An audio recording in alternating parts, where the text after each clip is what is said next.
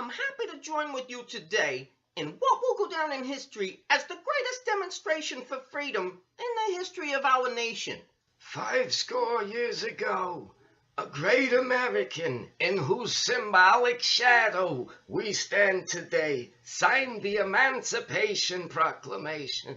This momentous decree came as a great beacon light of hope to millions of Negro slaves who had been seared in the flames of withering injustice. It came as a joyous daybreak to end the long night of their captivity. But 100 years later, the Negro is still not free. 100 years later, the life of the Negro is still sadly crippled by the manacles of segregation and the chains of discrimination.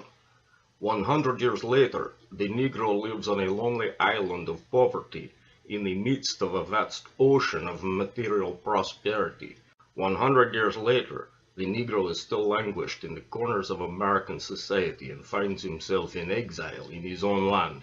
And so we've come here today to dramatize a shameful condition. In a sense, you see, we've come to our nation's capital to cash a check.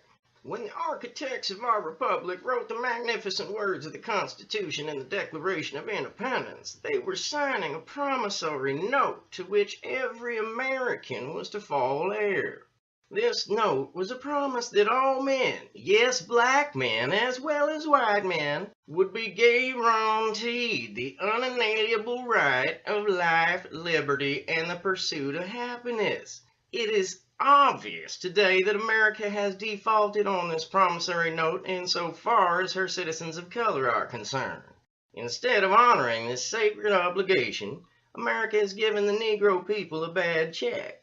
A check which has come back marked insufficient funds. But we refuse to believe that the Bank of Justice is bankrupt. We refuse to believe that there are insufficient funds in the great vaults of opportunity of this nation. And so, we've come to cash this check. A check that will give us upon demand the riches of freedom and the security of justice. We have also come to this hallowed spot to remind America of the fierce urgency of now. This is no time to engage in the luxury of cooling off or to take the tranquilizing drug of gradualism. Now is the time to make the real promise of democracy. Now is the time to rise from the dark and desolate valley of segregation to the sunlit path of racial justice. Now is the time to lift our nation from the quicksands of racial injustice to the solid rock of brotherhood. Now is the time to make injustice a reality for all of God's children. It would be fatal for the nation to overlook the urgency of this moment. The sweltering summer of the Negro's legitimate discontent will not pass until there is an invigorating autumn of freedom and equality. 1963 is not an end, but a beginning. And those who hope that the Negro needed to blow off steam and will now be content will have a rude awakening if the nation returns to business as usual.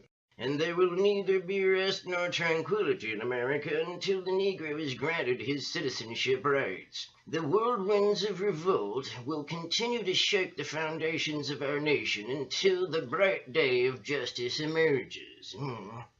But there is something that I must say to my people, who stand on the warm threshold which leads into the palace of justice. In the process of gaining our rightful place, we must not be guilty of wrongful deeds. Let us not seek to satisfy our thirst for freedom by drinking from the cup of bitterness and hatred. We must forever conduct our struggle on the high planes of dignity and discipline. We must not allow our creative process to degenerate into physical violence. Again and again, we must rise to the majestic heights of meeting physical force with soul force. The marvelous new militancy which has engulfed the Negro community must not lead us to distrust of all white people. For many of our white brothers, as evidenced by their presence here today, have come to realize that their destiny is tied with our destiny, and they have come to realize that their freedom is inextricably bound to our freedom. We cannot walk alone. And as we walk, we must make the pledge that we shall always march ahead. We cannot turn back. There are those who are asking the devotees of civil rights, when will you be satisfied? We can never be satisfied as long as the Negro is the victim of unspeakable horrors of police brutality. We can never be satisfied as long as our bodies, heavy with the fatigue of travel, cannot gain lodging in the motels of your highways and the hotels of your cities. We cannot be satisfied as long as the Negro's basic mobility is from one smaller ghetto to a larger one. We can never be satisfied as long as our children are stripped of their selfhood and robbed of their dignity by signs stating "for whites only." We cannot be satisfied as long as a Negro in Mississippi cannot vote, and a Negro in New York believes he has nothing for which to vote. No, we are not satisfied, and we will not be satisfied until justice rolls down like waters and righteousness like a mighty stream. Hey, so I'm not unmindful that some of you have come here out of great trials and tribulations. Some of you have come fresh from narrow jail cells, and some of you have come from areas where your quest for freedom left you battered by the storms of persecution and staggered by the winds of police brutality. You've been the veterans of creative suffering. Continue to work with the faith that unearned suffering is redemptive. Go back to Mississippi. Go back to Alabama. Go back to South Carolina. Go back to Georgia. Go back to Louisiana.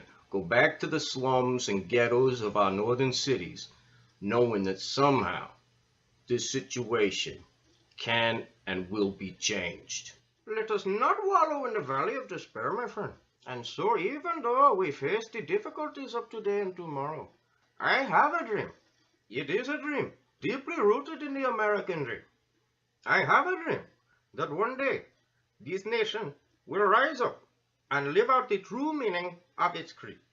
We hold these truths to be self-evident that all men are created equal.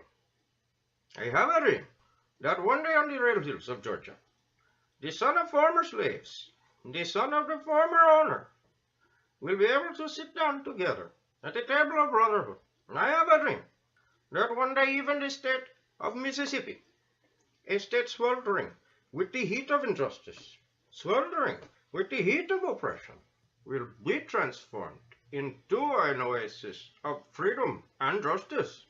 I have a dream that my 4 little children will one day live in a nation where they will not be judged by the color of their skin, but by the content of their character. I have a dream today. I have a dream that one day every valley shall be exalted, and every hill and mountain shall be made low. The rough places will be made plain, and the crooked places will be made straight. And the glory of the Lord shall be revealed, and all flesh shall see it together. This is our hope, and this is the faith that I go back to the South with. With this faith, we will be able to hew out of the mountain of despair a stone of hope. With this faith, we will be able to transform the jangling discords of our nation into a beautiful symphony of brotherhood. With this faith, we will be able to work together, to pray together, to struggle together, to go to jail together, to stand up for freedom together, knowing that we will be free one day.